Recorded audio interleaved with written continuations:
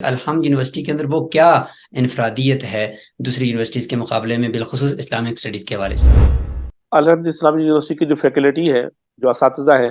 وہ تمام وہ ہیں جو مدارس سے آئے ہیں، اور ان کو اس بات کا صحیح ادراک ہے مدارس کے طلباء کو، یعنی تعلیمی کیریئر میں، خاص طور پر یونیورسٹی کی تعلیمی کیریئر میں کیا کیا مشکلات ہوتی ہیں،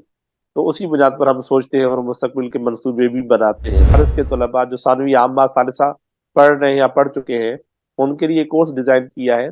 جو 4 سال میں بی ایس اسلامی اسٹڈیز مکمل کرتے ہیں،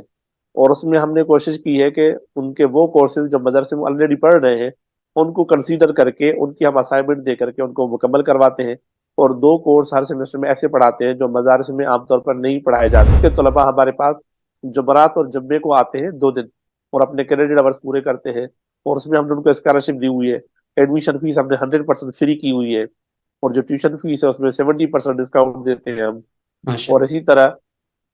وہ طلباء مدرسے میں اپنی تعلیم مکمل کرتے ہوئے، جاری رکھتے ہوئے، جمعرات اور جمعے کا ٹائم دیتے ہوئے ہمارے پاس بی ایس مکمل کر سکتے ہیں۔